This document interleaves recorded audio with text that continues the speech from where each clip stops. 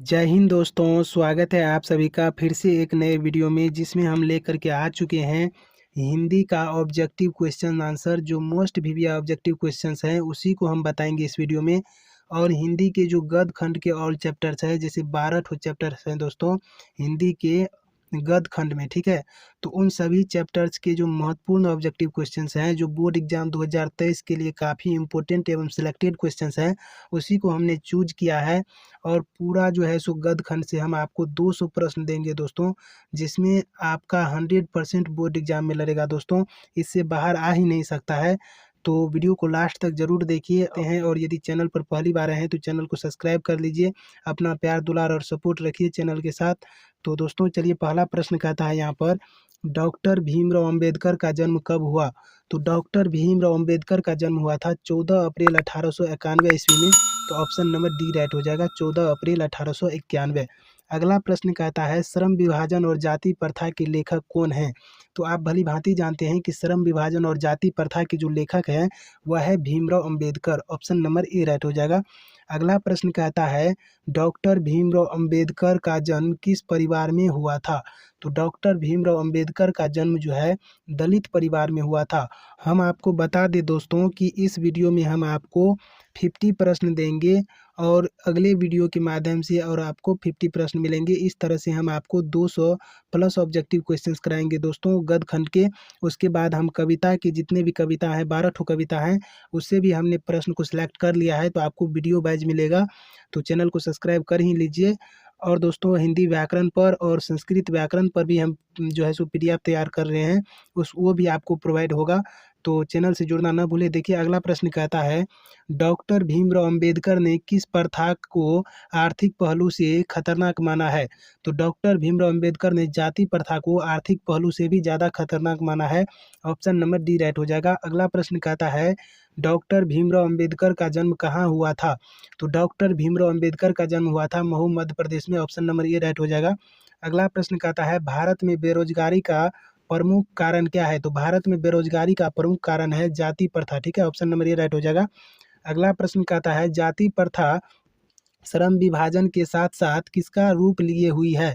तो जाति प्रथा श्रम विभाजन के साथ साथ श्रमिक विभाजन का रूप ले ली है। तो ऑप्शन नंबर सी राइट हो जाएगा। अगला प्रश्न कहता है, मूक नायक क्या है? तो मूक नायक जो है यह एक अखबार है, ठीक है। ऑप्शन नंबर ए राइट हो जाएगा। अगला प्रश्न कहता है, भारतीय संविधान के निर्माता के रूप में किसे हम मानते हैं? तो भारतीय संविधान के निर्माता के रूप में डॉक्टर भीमराव अंबेडकर को मानते हैं। ऑप्शन नंबर बी राइट हो जाएगा। अगला प्रश्न कहता है, डॉक्टर अंबेडकर ने किस पत्रिका का संपादन किया था? तो डॉक्टर अंबेडकर ने जो है दोस्तों बहिष्कृत भारत पत्रिका का संपादन किया। ऑप्शन नंबर सी राइट हो जाएगा। अगला प्रश्न कहता है, आर्थिक पहलू से भी जाति प्रथा क्या है, ज़्यादा क्या है? दोस्तों आर्थिक पहलू से भी जाति प्रथा हानिकारक है, ठीक है। ऑप्शन नंबर सी राइट हो जाएगा। अगला प्रश्न कहता है, बुद्धा एंड हिज दिम्मा कहता है, बुद्धा एंड हिज दिम्मा के लेखक कौन है? तो इनके लेखक हैं doctor Bhimrao Ambedkar. Option number D right हो जाएगा। अगला प्रश्न कहता है, डॉक्टर भीमराव अंबेडकर की मृत्यु कब और कहाँ हुई? तो डॉक्टर भीमराव अंबेडकर की मृत्यु 1956 में दिल्ली में हुई। ऑप्शन नंबर ए राइट हो जाएगा। अगला प्रश्न कहता है, लेखक की दृष्टि में आदर्श समाज कैसा होना चाहिए? तो लेखक की दृष्टि में आदर्श समाज जिसमें स्वतंत्रता, समता और भ्रातृत्व का भाव हो, ऐसा होना चाहिए। तो ऑप्शन नंबर ए राइट हो जाएगा। अगला प्रश्न कहता है, विष के दांत कहानी के रचयिता कौन है? तो विष के दांत कहानी के रचयिता है Nalin Vilochan Sharma. Option number B right हो जाएगा। अगला प्रश्न कहता है, सीमा, रजनी, आलो, सफालो, आरती पांचों किसकी बहनें थी? तो पांचों जो थी यह खोखा की बहनें थी, जिसका दूसरा नाम कासू था। अगला प्रश्न कहता है, सेन साहब खोखा को क्या बनाना चाहते थे? तो सेन साहब खोखा को इंजीनियर बनाना चाहते थे। ऑप्शन नंबर डी राइट हो जाएगा। अगला प्रश्न कहता है, सेन साहब की आंखों का तारा क्या है? तो सेन साहब की आंखों का तारा है खोखा, ठीक है।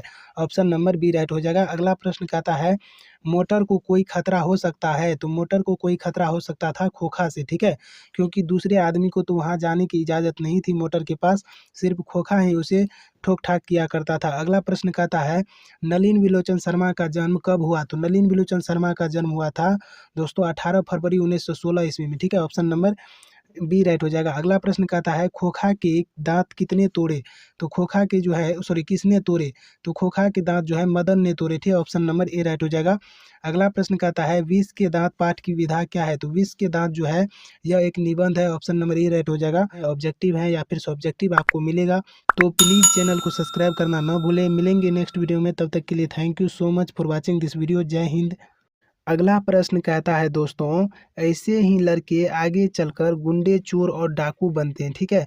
यह पंक्ति कहानी के किस पात्र ने कही है, तो यह पंक्ति जो है सेन साहब की धर्मपत्नी ने कही है, ऑप्शन नंबर ए राइट हो जाएगा। अगला प्रश्न कहता है मदन ने कासू के कितने दांत तोड़ डाले, तो मदन ने कासू के 2 दांत तोड़ डाले, ठीक है, ऑप्शन नंबर सी राइट हो जाएगा। अगला प्रश्न कहता है विष के दांत कहानी किस वर्ग के अनेक अंतर्विरोधियों को उजागर करती है, तो इसका सही आंसर हो जाएगा मध्यम वर्ग, ठीक है, ऑप्शन नंबर ए राइट हो जाएगा। अगला प्रश्न कहता है सेन साहब का मित्र थे, तो सेन साहब का मित्र जो थे यह पत्रकार महोदय थे, ऑप्शन नंबर सी राइट हो जाएगा।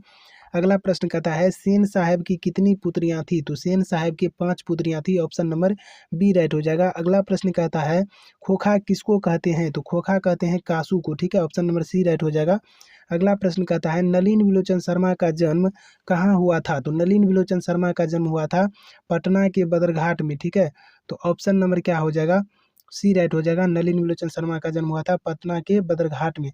अगला प्रश्न कहता है दृष्टिकोण किसकी रचना है, तो दृष्टिकोण जो है यह नलिन विलोचन शर्मा की रचना है, तो ऑप्शन नंबर बी राइट हो जाएगा। अगला प्रश्न कहता है सेन साहब ने किसे खूब फटकार लगाई, तो सेन साहब ने गिरधर लाल को बहुत फटकारा था, क्योंकि उस गिरधर लाल का जो बेटा मदन था यह कासू के 2 दांत तोड़ दिया था, इसलिए इसको बहुत फटकारा था। अगला प्रश्न कहता है प्लेटो और कांट के महान, तो प्लेटो और कांट जो थे ये महान दार्शनिक थे, ठीक है, ऑप्शन नंबर बी राइट हो जाएगा। अगला प्रश्न कहता है भारत से क्या सीखे क्या है, तो भारत से क्या सीखे यह एक भाषण है, ठीक है, ऑप्शन नंबर सी राइट हो जाएगा। अगला प्रश्न कहता है मैक्स मुलर को वेदांतियों का वेदांती किसने कहा है, तो मैक्स मुलर को वेदांतियों का वेदांती जो है कहा है स्वामी विवेकानंद, ठीक है, ऑप्शन नंबर बी राइट हो जाएगा। अगला प्रश्न कहता है मैक्स मुलर के अनुसार सच्चे भारत के दर्शन कहाँ हो सकते हैं, तो मैक्स मुलर के अनुसार सच्चे भारत के दर्शन जो है ग्रामीण भारत में हो सकते हैं, तो ऑप्शन नंबर जो है सो इसी राइट हो जाएगा। अगला प्रश्न कहता है दारिस नामक सोने से भरा सिक्का किसको मिला था, तो वारेन हास्टिंग्स को मिला था, ऑप्शन नंबर सी राइट हो जाएगा। अगला प्रश्न कहता है प्लेटो का संबंध किस देश से है, तो प्लेटो का जो संबंध है वह है यूनान से, ठीक है, ऑप्शन नंबर डी राइट हो जाएगा। अगला प्रश्न कहता है भारत की प्राचीनतम भाषा कौन सी है, तो भारत की प्राचीनतम भाषा है संस्कृत। अगला प्रश्न कहता है मुंडा किस देश की जनजाति है, तो मुंडा जो है यह भारत देश की जनजाति है, ऑप्शन नंबर डी राइट हो जाएगा। अगला प्रश्न कहता है मैक्स मुलर का जन्म कहाँ हुआ था, तो मैक्स मुलर का जो जन्म हुआ था वह था जर्मनी के डेसाउ नामक ग्राम में, ठीक है, ऑप्शन नंबर बी राइट हो जाएगा। अगला प्रश्न कहता है मैक्स मुलर का जन्म कब हुआ था, तो मैक्स मुलर का जन्म हुआ था 6 दिसंबर 1823 ईस्वी में, ठीक है, ऑप्शन नंबर डी राइट हो जाएगा। अगला प्रश्न कहता है भारत से हम क्या सीखे के रचनाकार कौन है, तो भारत से हम क्या सीखे के रचनाकार है Max Muller, option number B right हो जाएगा। अगला प्रश्न कहता है मैक्स मुलर के पिता का नाम क्या था, तो मैक्स मुलर के पिता का नाम था विल्हेल्म मुलर, ठीक है, ऑप्शन नंबर ए राइट हो जाएगा। अगला प्रश्न कहता है द्विवेदी जी से किसने पूछा नाखून क्यों बढ़ते हैं, तो द्विवेदी जी से पूछा था उनकी लड़की ने, ठीक है, ऑप्शन नंबर बी राइट हो जाएगा। अगला प्रश्न कहता है किसने कहा था कि सब पुराने अच्छे नहीं होते और सब नए खराब नहीं होते, यह कहा था कालिदास ने, ठीक है, ऑप्शन नंबर डी राइट हो जाएगा। अगला प्रश्न कहता है नाखून क्यों बढ़ते हैं गद्य की कौन सी विधा है, तो नाखून जो क्यों बढ़ते हैं यह है ललित निबंध, ठीक है, ऑप्शन नंबर डी राइट हो जाएगा। अगला प्रश्न कहता है लेखक के अनुसार मनुष्य के नाखून किसके जीवांत का प्रतीक है, तो लेखक के अनुसार मनुष्य का जो नाखून है यह जो है पाशविक वृत्ति के जीवांत का प्रतीक है, ऑप्शन नंबर सी राइट हो जाएगा। अगला प्रश्न कहता है हजारी प्रसाद द्विवेदी द्वारा रचित पाठ कौन सा है, तो हजारी प्रसाद द्विवेदी द्वारा रचित पाठ है नाखून क्यों बढ़ते हैं, ऑप्शन नंबर ए राइट हो जाएगा। अगला प्रश्न कहता है हजारी प्रसाद द्विवेदी का जन्म कब हुआ, तो हजारी प्रसाद द्विवेदी का जन्म हुआ था 1907 ईस्वी में। अगला प्रश्न कहता है सहजात वृत्तियां किसे कहते हैं, तो सहजात वृत्तियां कहते हैं अनजान स्मृतियों को, तो ऑप्शन नंबर बी राइट हो जाएगा। तो दोस्तों ये थे पार्ट 1 वीडियो के 50 MVB या वस्तुनिष्ठ प्रश्न, जिसे हमने इस वीडियो के माध्यम से आप तक पहुंचाया, और अगले वीडियो में हम लेकर के आएंगे ये सारे प्रश्न जो कि आप देख पा रहे हैं स्क्रीन पर, हम आपको दिखा देते हैं। तो दोस्तों ये सारे के सारे प्रश्न हम आपको देंगे अगले वीडियो के माध्यम से।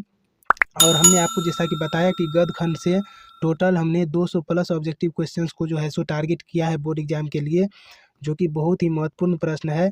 तो वो सारे प्रश्न हम आपको देंगे। तो चैनल पर यदि पहली बार आए हैं तो चैनल को सब्सक्राइब कर लीजिए। इस चैनल पर आपको बोर्ड एग्जाम 2023 से रिलेटेड जितने भी प्रश्न हैं